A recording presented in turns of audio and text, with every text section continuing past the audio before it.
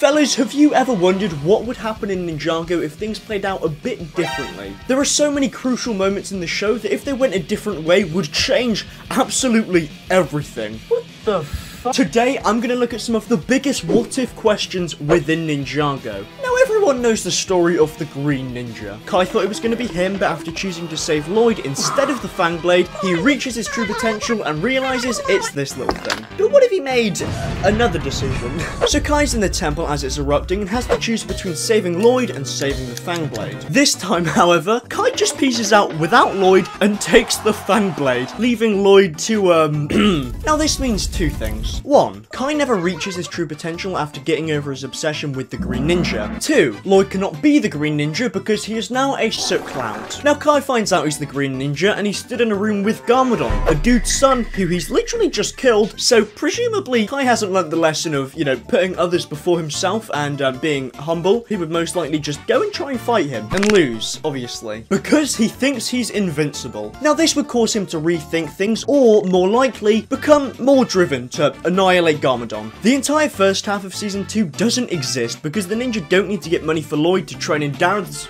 Mojo Dojo. Damn it. Instead, Kai's ego begins to just engulf him. This, along with the guilt that he's feeling for letting Lloyd die a pretty horrific, fiery death, leads him to shut off his emotions a bit and focus solely on the final battle and beating Garmadon again. Now, Lloyd hesitated to kill his father because they're family, and that means I can't possibly stop you from killing thousands, even though you're the worst father in the history of civilization. However, Kai and Garmadon have absolutely no formal relationship and just outright hate each other. This means Lord Daddy G doesn't have any real weaknesses, and the same can be said for Kai. Instead of hesitating to kill Garmadon on the Dark Island, Kai just does it.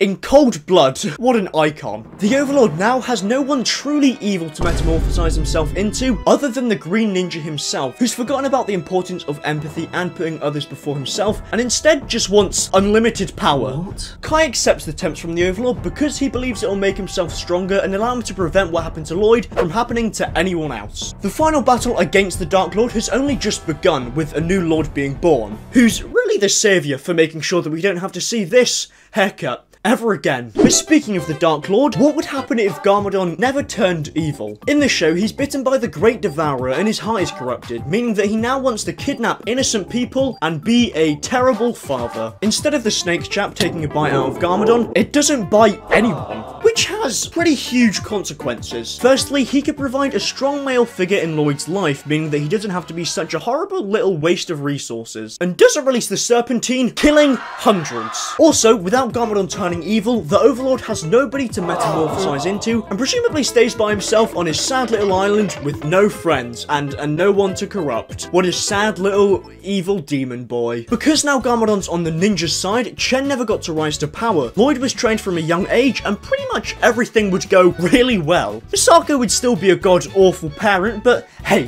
what's new? With two sons of the first Spinjitzu master, the ninja would have an incredible advantage when it comes to fighting new enemies. Kalmar, pow, you're dead. Nardakan, pow, you're dead. Sons of Garmadon, you don't even exist. This is so easy. The entirety of Ninjago would play out so much more smoothly if Garmadon just kicked the snake instead. Sometimes I look at this guy and ask myself, why did evolution have to fail you? Why not someone harmless like Cyrus Borg? What's he gonna do? Make a big evil iPad that's gonna have a hair on it that annoys everyone? Oh no. Remember kids, next time you get bitten by an ancient snake with venom that can turn your heart evil, just don't. For the love of God, just please don't let it happen. But you probably know not to do that if Sensei Wu told you. Okay, so this is the one that probably annoys me the most. This old coffin dodger feels the need to keep up his mystic facade by not telling anyone anything ever. Oh hey, what's that? You pissed off an ancient fire snake who's gonna come back to ruin Ninjago? Well, good thing you told us that before it happened so that we could prepare, warn people, and save lives. It's a good thing that you're not too edgy and quirky that you just decided not to tell anyone that, because that would be pretty silly.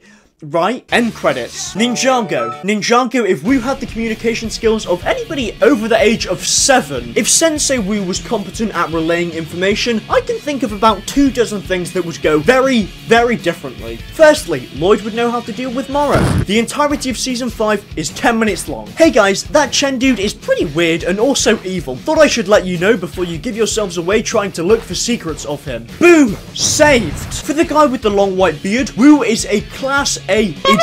To put it frankly, when you think about the fact that Wu could have literally sat down with all of the ninja for about 20 minutes and said, hey, this kind of thing is gonna happen, so like prepare and train. The amount of deaths that Wu has caused are pretty off the charts. Like this guy is like probably the guy with the biggest kill count in Ninjago. You begin to realize that this dude is a massive, massive fraud. Oh hey, look at me, I'm so clever and awesome. Dude, you're like the reason that literally everybody in the show dies. Like, you ain't slick. So in short, if Wu told the ninja everything they need to know, we wouldn't have to deal with this shit. I'm sorry for my French, but what the f is wrong with this guy? I do like Sensei Wu. He's a cool guy who's a great fighter, but not much else. He's an idiot. Absolute blithering idiot. But if you don't have the comprehension skills to think, hey, maybe I should like try and prevent these threats instead of, you know, dancing. I'm so quirky and different. I'm not like the other senseis. Then you don't deserve to be the leader of the team. If he used his brain at like 5% capacity, society would look like this.